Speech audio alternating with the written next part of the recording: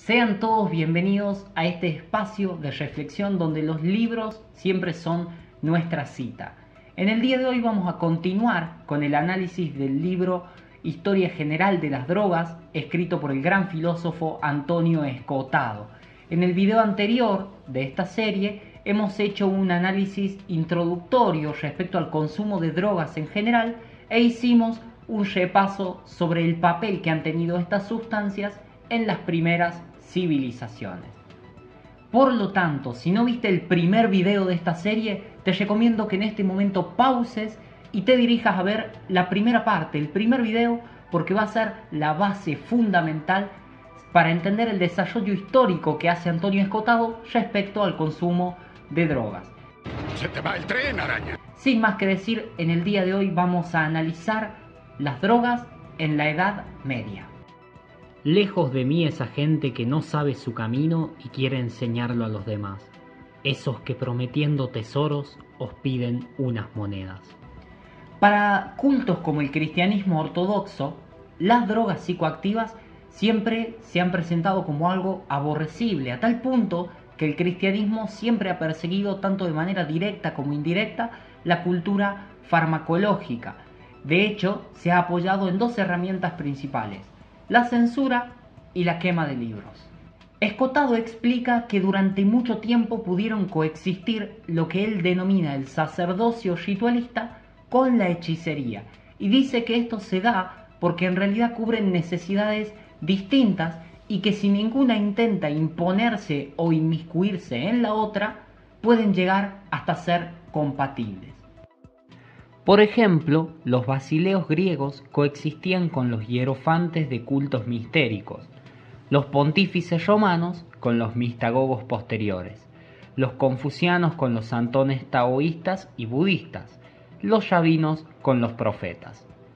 La guerra sin cuartel solo estalla cuando alguna casta pretende establecerse como estamento único, es decir, que la religión de un grupo de personas se establezca como la religión civil.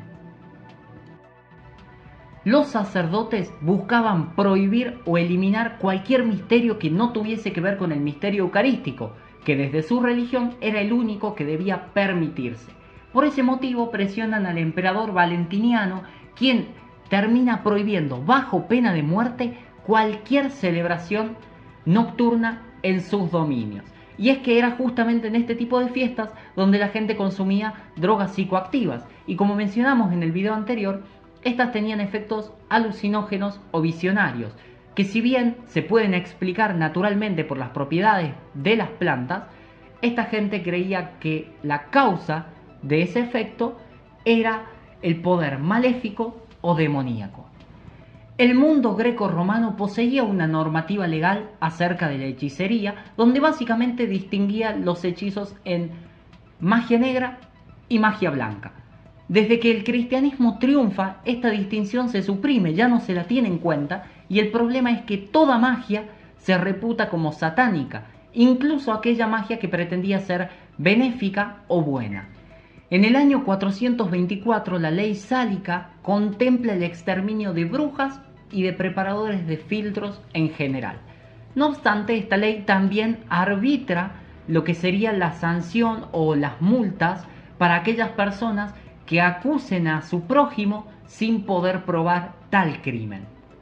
Solo hay noticias, no son buenas o malas. Y esta salvedad es muy importante tenerla en cuenta, porque cuando comiencen las grandes persecuciones alrededor del siglo XIV, las denuncias se van a hacer de manera libre y secreta, sin riesgo alguno, tanto para denunciantes como para inquisidores. Esas son malas noticias. La coronación de Carlomagno implica el ascenso del obispo de Roma a papa, y esto es algo muy importante porque los capitulares de Carlomagno establecen un cargo de practicar artes diabólicas. Y las artes diabólicas no eran ni más ni menos que el consumo de drogas psicoactivas. Y se planteaba que todo aquel que consuma o que consulte acerca del consumo de este tipo de plantas iba a ser tratado como un homicida, envenenador y ladrón. ¡Tengo miedo! Marco Aurelio había dispuesto que se abrieran bibliotecas públicas en las principales ciudades y también que en las escuelas se enseñen todas las corrientes de pensamiento, cosa que al institucionalizarse la fe cristiana termina por abolirse. De hecho, gente a través de incendios se encargan de convertir en humo esos proyectos de ilustración. De hecho, durante esta época nosotros podemos referenciar 3 incendios muy importantes, como lo fueron el del Museo y Biblioteca de Alejandría, así como también la Biblioteca de Bizancio o la Biblioteca Real conocida como Basílica de Juliano, perdiéndose de esta manera una cantidad innumerable de volúmenes, de pinturas y de esculturas. De hecho, Antonio Escotado dice que hacia el último tiempo del Bajo Imperio Romano ya nos podemos encontrar con una gran cantidad de funcionarios dedicados a tareas como intervenir correspondencias, crear climas artificiales de opinión, de falsear hechos o de difamar a quienes eran sus adversarios. En definitiva, se buscaba impedir la difusión de pensamientos o de simples noticias a veces que vayan en contra de lo que planteaba el régimen. ¿Acaso no lo viste venir? Las catástrofes naturales, las plagas, los privilegios que tenían determinados sectores de la sociedad, así como las invasiones, terminan por feudalizar a Europa, lo cual implica que muchas aldeas queden sometidas al aislamiento o que directamente sean abandonadas. La agricultura y la ganadería ya no eran capaces de producir un excedente y por ende Europa sufre un colapso debido a que no podía mantener un verdadero comercio y las comunicaciones, debido a las invasiones, se habían vuelto demasiado peligrosas, si es que no en algunos casos imposible. Producto de todas estas situaciones, el hartazgo social hace que las personas decidan volver en la Alta Edad Media a prácticas supersticiosas como por ejemplo consultar a chamanes o a hechiceros, que eran prácticas totalmente prohibidas a las que permitía o aceptaba el cristianismo. Por ejemplo, el consumo de agua bendita, las oraciones, los santos óleos o las limosnas. A raíz de esto, la Iglesia, que buscaba conservar su poder e influencia, decide prohibir bajo la pena de muerte que se diga públicamente, por ejemplo, que las operaciones realizadas por brujas eran eficaces. De hecho, en el año 789, en Sajonia, se prohíbe siquiera pensar que personajes como brujas son existentes. Por otro lado, las normas prohibían las prácticas mágicas porque decían que éstas no eran eficaces y que si en algún hipotético caso fuesen eficaces, se debía a la colaboración del demonio. La bruja rural, que en muchos casos era la que se la vinculaba con el ejercicio o la práctica de la hechicería, en realidad eran personas que se encargaban de oficiar ciertos cultos o ciertos ritos religiosos, ¿sí? Muchas de estas celebraciones tenían como característica el hecho de ser orgiásticas, algo que iba obviamente también en contra del planteo sexual de la Iglesia Católica, pero lo que empleaban durante esas fiestas eran pomadas que en muchos casos estaban compuestas por cáñamo, por opio, hongos y algunas solanáceas. Nada que tenga que ver estrictamente con lo diabólico o satánico. El papado tardaba siglos en conquistar por las armas y mediante la fuerza de ley aquello que otro monoteísmo que se empieza a extender a partir del siglo VII desde Arabia, estamos hablando del Islam, empieza a conquistar por convencimiento debido a que era un culto que tenía menos idolatría, menos burocracia y menos condena de la carne.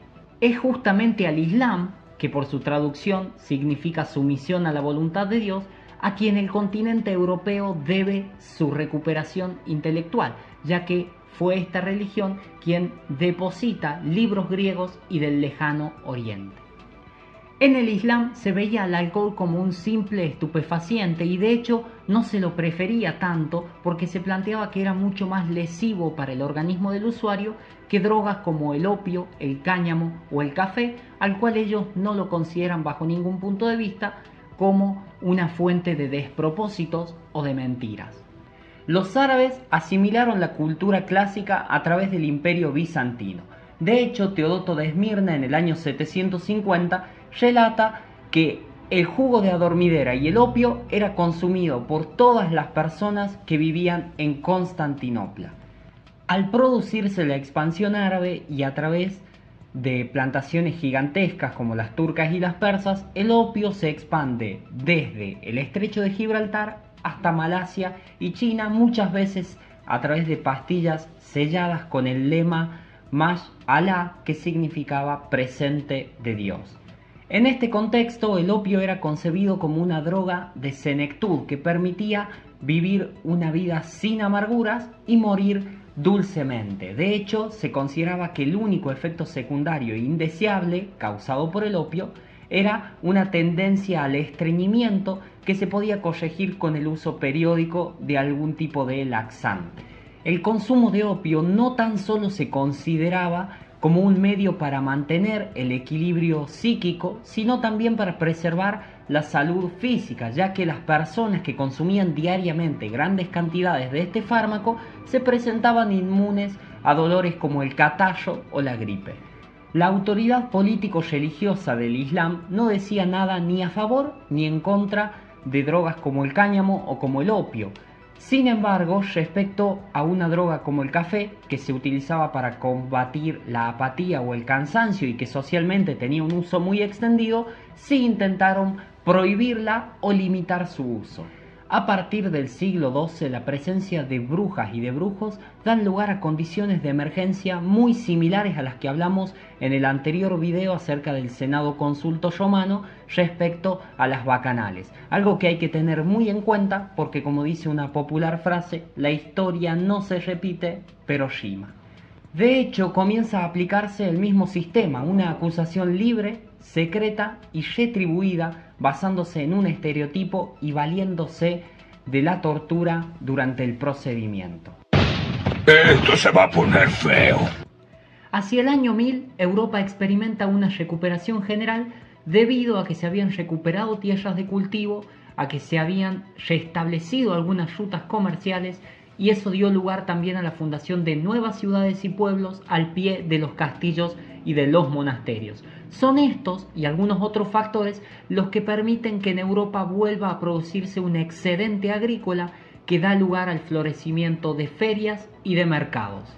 A esta recuperación de índole económica también hay que sumarle una recuperación política, ya que no solamente se restablece el intercambio de bienes, sino también de pensamientos.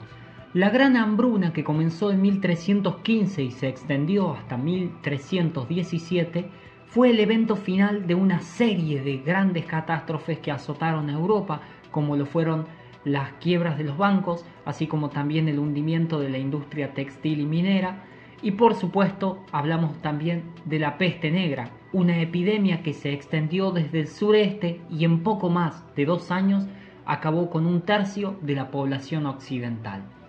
Es justamente en este contexto en el que las monarquías establecen alianzas con la burguesía de cada país, algo que fue sentido por la nobleza y por el clero como un acto de traición, pero no nos debemos olvidar que a todo esto las clases más bajas padecían una espantosa miseria. Según relata Antonio Escotado, el clero se había divorciado tanto de la propia verdad revelada, de la que ellos eran portadores, que llegan a prohibir la lectura de la Biblia con tal de sentirse cubierto de las críticas que podían lanzarles. Tal es así que en el año 1299 en el sur de Francia se prohíbe a todo laico que tenga cualquier libro integrante del Antiguo o del Nuevo Testamento. Esta política llegó a tal extremo que se establecieron penas para los hombres, la decapitación, y para las mujeres el enterramiento en vida por el hecho de leer, comprar o poseer cualquiera de los libros prohibidos por los teólogos. En el siglo XVI, la caza de brujas ya se había establecido de manera sistemática y había evolucionado a tal punto de que ya no era solamente libre y secreta, sino que también era obligatoria. Por eso, entre el siglo XVI y XVII, perecen la gran mayoría de las personas que se ejecutaron de manera pública en Europa. Aproximadamente estamos hablando de 60.000 personas y algo así como el doble de juicios realizados a causa de esta caza de brujas. Te lo suplico, si me delatas voy a perderlo todo. Y esto es lo que a nosotros nos importa. La droga en este contexto era entendida como toda sustancia que podía alterar la conciencia. Y la simple administración de cualquier droga se castigaba con la hoguera, teniendo en cuenta que todo esto se aplicó en contra de la cultura de los pueblos y de las propias prácticas medicinales. Los inquisidores durante toda esta época nunca persiguieron el cultivo de plantas psicoactivas, y esto se debe a la concepción o la ideología que ellos tenían. Para ellos la droga no era producto de la propia naturaleza de la planta, sino que algo era una droga gracias a la ayuda de entes demoníacos, es decir, hubo una mezcla de mitología con farmacología. Pensar correcto es lo que hago. Acá hay algo muy interesante y a lo que debemos prestar muchísima atención, porque todas las drogas distintas del alcohol estaban prohibidas ya sea en un uso lúdico o en un uso religioso, pero esta prohibición era válida no según criterios químicos o científicos, sino según criterios de origen social. Por eso es que el clero y algunos brujos, entre comillas, considerados buenos, tenían permitido el uso de estas plantas psicoactivas, porque se creía que el uso que ellos le daban efectivamente podía sanar a las personas. Señor, qué suerte tienen algunos. Peste es la corrupción de la inteligencia mucho más que la infección del aire que nos rodea. Esto último es una plaga de seres vivos, pero lo primero es una enfermedad de los hombres en cuanto hombres.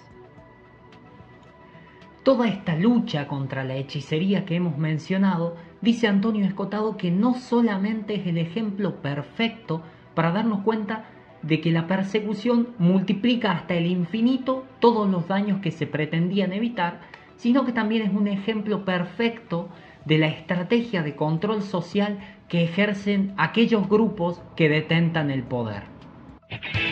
A veces cuando planeas una cosa, te sale otra completamente diferente. Una vez... Y es que si viajamos al siglo XVIII a.C., ya teníamos promulgado el famoso Código de Hammurabi, que en su artículo 1.0 hace una defensa a la presunción de inocencia de la persona, ya que indica que si un hombre acusa a otro por maleficio de muerte, pero no es capaz de probarlo, entonces éste será castigado con la pena de muerte. El Renacimiento acontece 33 siglos más tarde, y el número de brujas y de hechiceros que fueron quemados públicamente se habría reducido enormemente si en lugar de aplicar leyes injustas se hubiese aplicado una norma pareja como la establecida en el Código de Hammurabi. Y en su lugar habrían sido ejecutados inquisidores y delatores ante la incapacidad de demostrar la culpabilidad de los acusados. Toda sociedad se rige mediante el establecimiento de normas. Entonces, para que nosotros podamos entender cómo se abordó este problema con las brujas y con la hechicería, debemos comprender la lógica jurídica de la época, que se cambió no en favor de la razón y de la verdad, sino como sucede habitualmente. Se cambió en favor de los intereses políticos y en este caso religiosos de la época. Antes de decretarse como una epidemia a la brujería, la confesión no era considerada suficiente como un medio probatorio.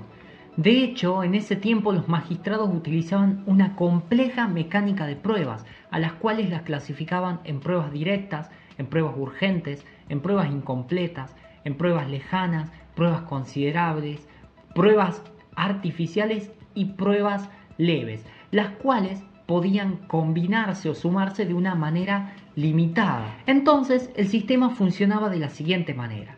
Las pruebas plenas son las que permitían imponer cualquier tipo de castigo. Las pruebas semiplenas, por más que el crimen del que se esté acusando sea muy grave, si la prueba no era plena sino semiplena, lo único para lo que alcanzaba era para penas inferiores a la pena capital. Y luego teníamos aquellas consideradas pruebas leves o semipruebas a las que únicamente les correspondían una multa. Como dijimos anteriormente, estas pruebas podían acumularse, pero de manera limitada y con ciertas restricciones. O sea, solamente se podían sumar pruebas que sean de la misma categoría, semiplenas con semiplenas, que sumarían y alcanzarían para formar una prueba plena, y las penas leves con leves, para formar una semiplena. Pero yo no podía juntar, por ejemplo, pruebas semiplenas con pruebas leves o muchas pruebas leves para formar una prueba plena. Este sistema de justicia pretendía juntar o recopilar datos tanto documentales como testificales acerca de la conducta del acusado para luego establecer una condena. Y esto se cambió a tal punto que, como mencioné anteriormente, una simple acusación, o sea, lo que nosotros consideraríamos una prueba leve, era suficiente para establecer la condena o la pena capital. La brujería constituye la más alta traición contra la voluntad de Dios. Por eso, los acusados han de ser sometidos a tortura a fin de que confiesen. Cualquier persona que se haya acusada de tal delito puede ser torturada, y al que se hallare culpable, aunque confiese su crimen, sométasele a tortura, haciéndole padecer todos los tormentos prescritos por la ley, pues puede ser castigado en proporción a su delito. En este momento de la historia era el tribunal quien decidía si el acusado tenía derecho o no a defenderse. Y es más, si tenía derecho a defenderse, ni siquiera era el acusado quien podía elegir quién lo defendería, sino que estos eran asignados por el propio tribunal. Sí, díselo al juez, Rosadito.